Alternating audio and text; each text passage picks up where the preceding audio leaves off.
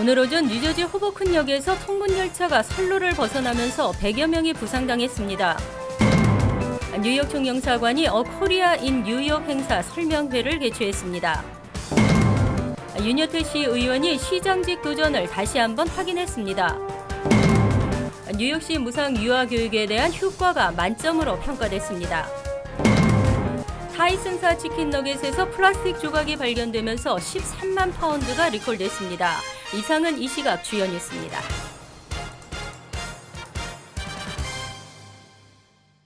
여러분 안녕하십니까? KBN 뉴스입니다.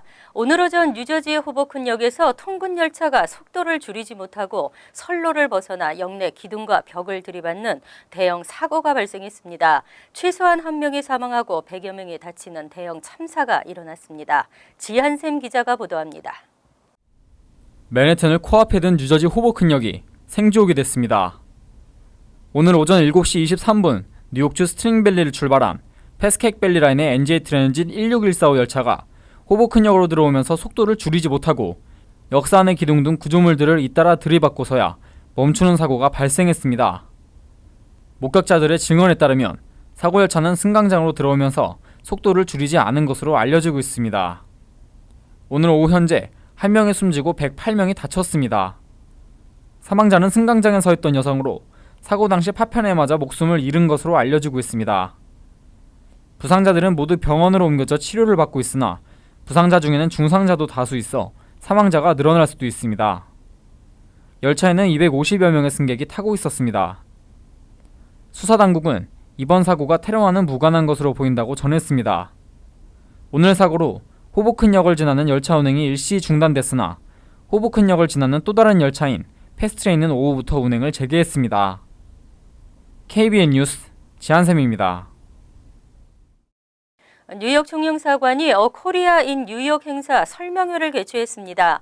영사관은 2016년 로고인 코리아 인 뉴욕을 사용해 통일된 한국 브랜드를 보여주는 행사들을 연말까지 이어갈 계획입니다. 이보연 기자의 보도입니다. 뉴욕 총영사관 한국문화원 주최로 열린 코리아 인 뉴욕 행사 설명회. 영사관 측은 3월 얼리 차일드후드 디벨롭먼트 프로그램 공동 개최, 5, 6월 인도 중국 커뮤니티와 차세대 중심 네트워크 구축 행사 개최 등 지난 사업 추진 개요를 발표하고 향후 행사 계획 등을 밝혔습니다. 한국문화원 오승재 원장은 국가의 핵심 과제인 창조경제와 문화 융성 사업을 계속 추진할 것을 밝히고 전체적인 한국의 인지도를 높이기 위한 사업을 준비하고 있다고 말했습니다. 전체적인 인지도가 약하기 때문에 인지도 중심, 음식이라든지 이런 부분 중심으로 시작을 해서 인지도가 약한 클래식이라든지 이쪽까지 전개하려고 하고 있습니다.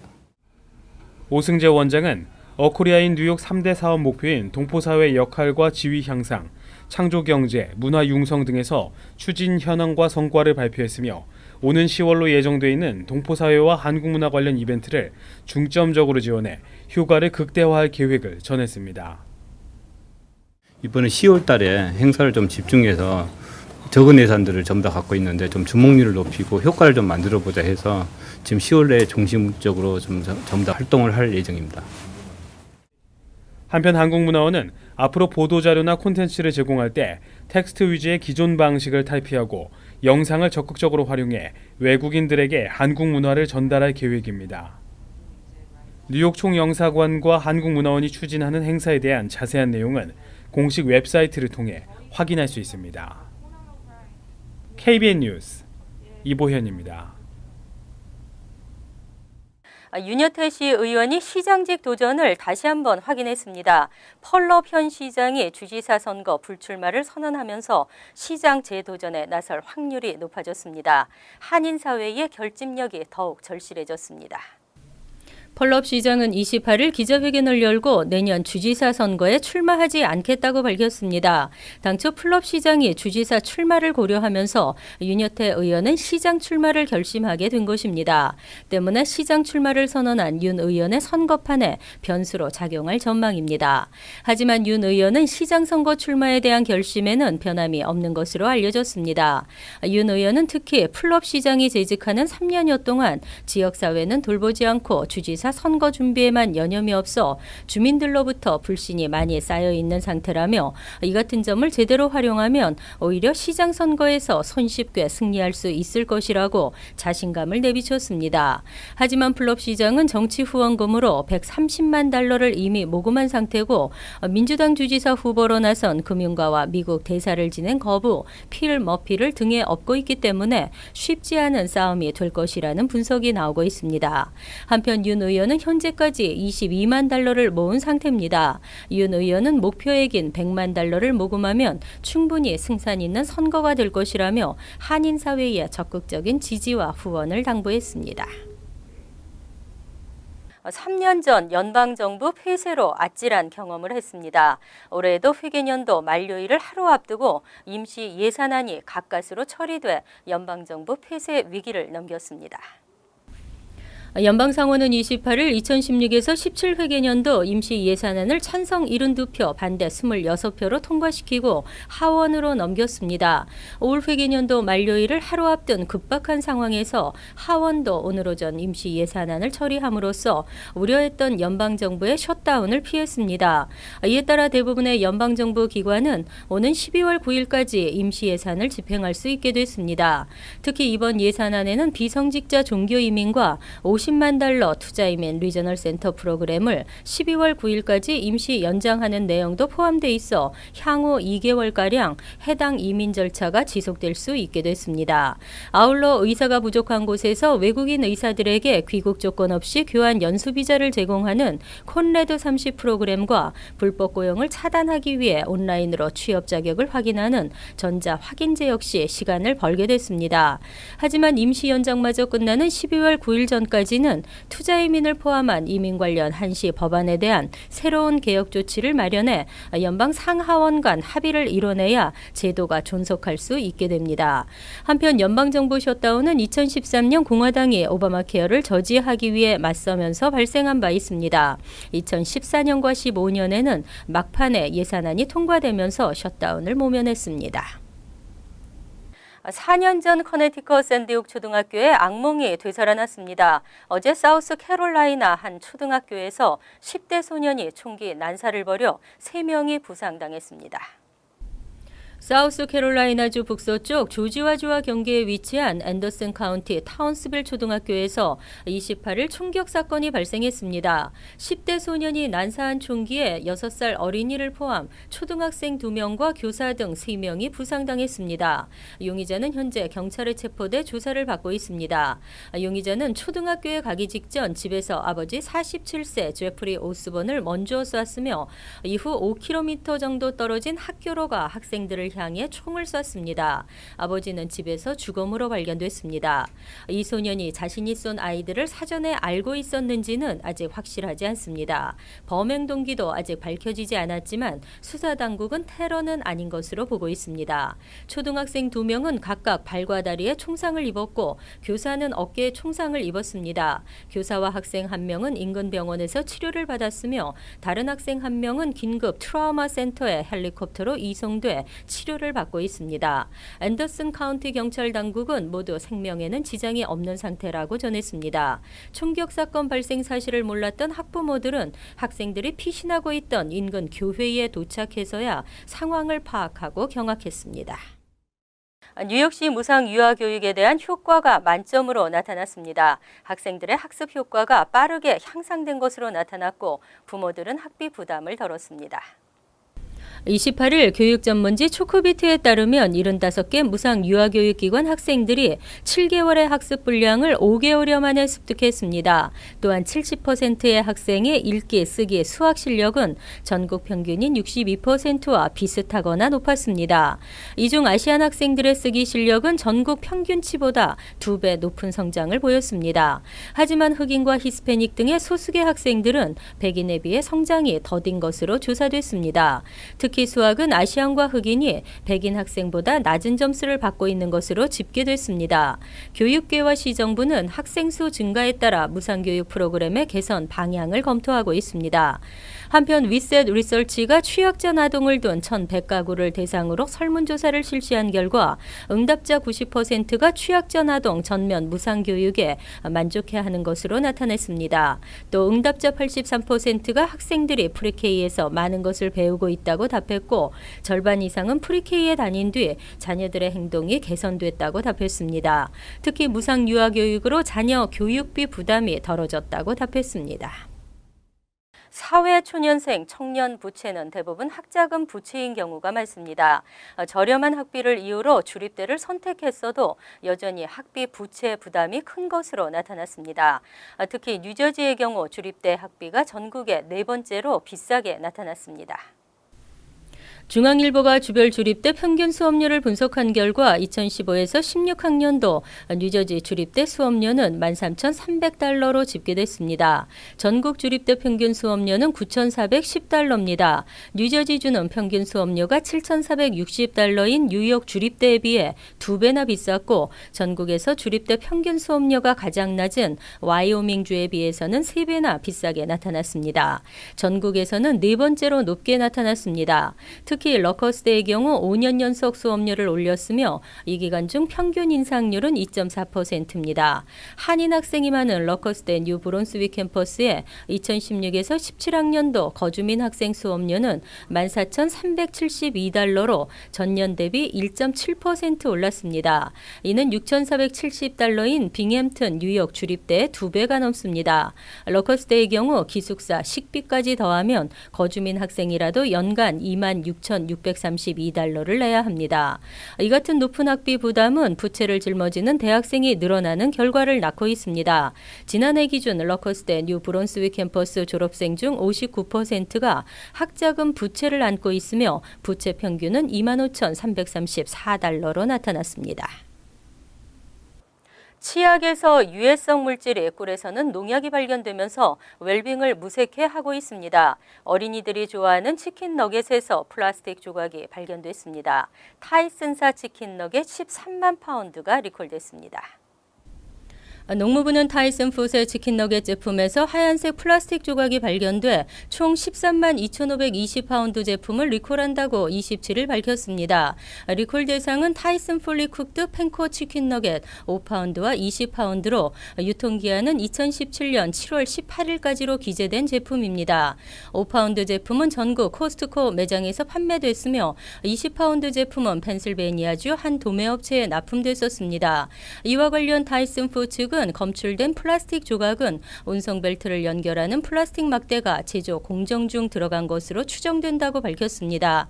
하지만 현재까지 이번 결항과 관련해 보고된 피해 사례는 없는 것으로 알려졌습니다. 타이슨 푸드는 리콜 제품 구매 고객들에게 제품을 즉각 폐기하거나 구입한 매장에서 전액 환불받을 것을 권고했습니다. 이어서 LA 지역 한인사회 소식입니다. 가짜 계좌 개설로 연방당국으로부터 벌금 폭탄을 맞은 웰스파고 은행이 캘리포니아주에서도 철퇴를 맞을 위기에 놓였습니다.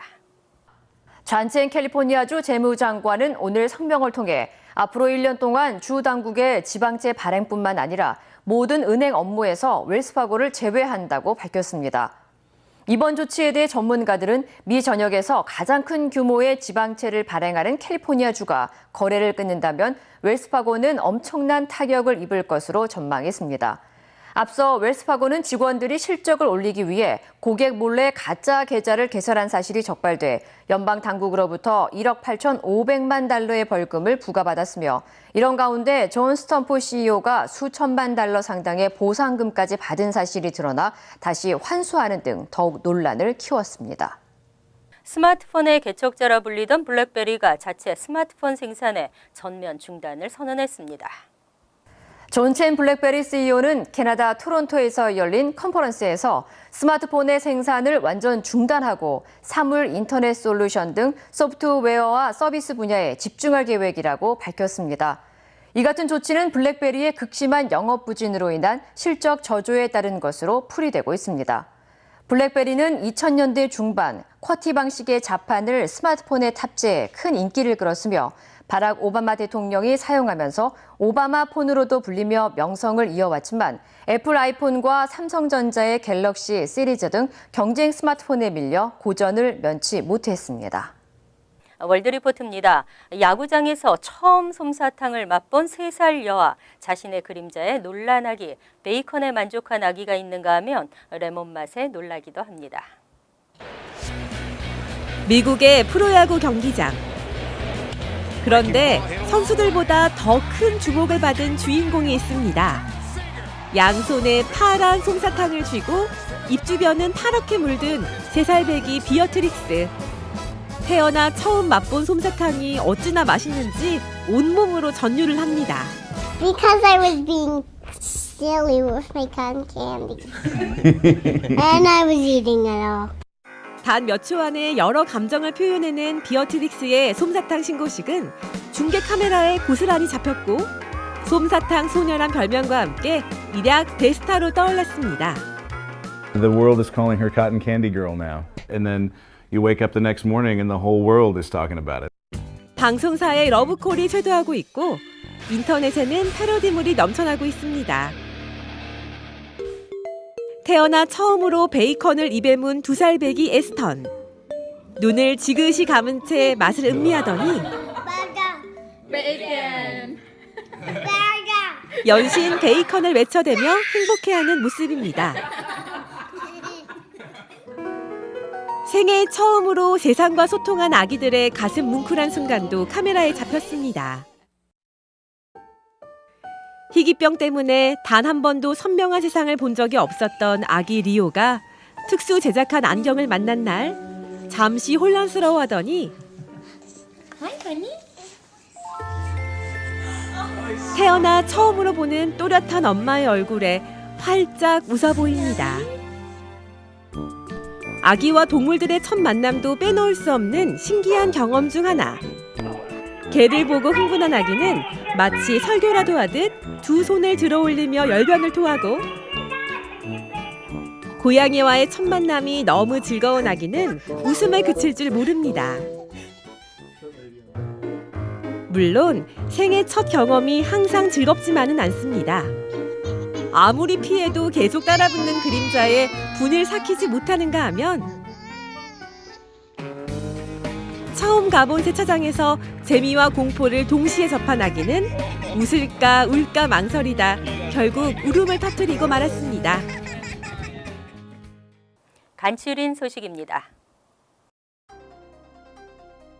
뉴욕시경 관계자에 따르면 27일 오후 9시쯤 PS20 초등학교 운동장에서 히스패닉계 남성 5명이 한인 남성 23세 김모 씨에게 지갑과 휴대전화 등 금품을 요구하며 위협했습니다. 이들 일당은 김 씨가 순순히 응하지 않자 김 씨의 복부를 칼로 찌르고 휴대전화와 지갑을 강탈해 도주했습니다. 이 상황을 목격한 아시안 행인이 경찰에 신고했고 김 씨는 병원으로 이송돼 치료를 받고 있습니다. 경찰은 피해자 김 씨의 증언을 토대로 강도 일당의 신원 확보에 주력하고 있습니다. 세인존스 대학의 2017년 봄학기부터 한국어반 온라인 강의가 처음으로 개설됩니다. 15개국 제2 외국어를 제치고 개설된 한국어 온라인 강의는 수강생들에게 한국어 3학점을 인정해주며 타 대학 재학생도 수강이 가능하도록 할 계획입니다. 세인존스 대학 정여 교수는 현재 한국어반 온라인 강의는 아시안 학과 실무자가 사전 승인을 한 상태로 학장의 서명만 기다리고 있다고 밝혔습니다. 연방국무부가 오는 11월 1일부터 안경 착용 사진 불허 정책을 시행합니다. 이에 따라 앞으로 미국 비자와 여권을 신청할 때 더 이상 안경 낀 사진을 제출할 수 없게 됩니다. 이는 신청자에 대한 컴퓨터 안면 인식 정확도를 높이기 위한 것입니다. 다만 안과 수술을 받았거나 긴급한 건강상의 이유 등으로 안경 착용이 불가피한 경우에는 진단서나 의사 소견서 등을 첨부하면 예외를 인정받을 수 있습니다. 뉴욕주에서 유틸리티 및 통신업체들이 사망자에게 계약 관련 위약금을 부과하는 것이 금지됩니다. 앤드류 쿠오모 주지사는 27일 계약 기간 내 가입자가 사망할 경우 위약금을 부과하지 못하도록 하는 법안에 서명하고 즉시 발효시켰습니다. 그동안 상당수 통신업체와 유틸리티 업체들은 계약 기간 내 가입자 탈퇴를 막기 위해 만료기한 전 서비스 이용을 중단할 경우 이에 대한 벌금을 부과해 왔습니다. 환율과 증권 소식입니다.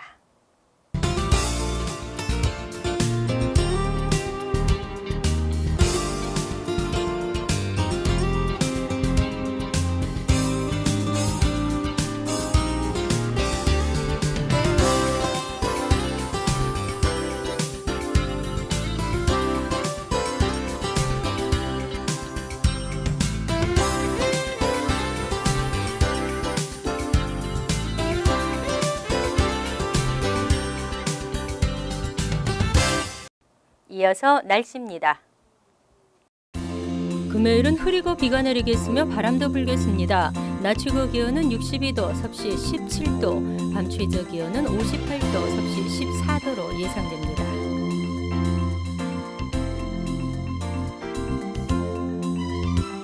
토요일도 흐린 날씨가 이어지면서 비가 예상됩니다. 일요일은 흐린 가운데 한두 차례 소나기가 내리겠습니다. 이상으로 KBN 뉴스를 마칩니다. KBN과 함께 편안한 하루 되시기 바랍니다.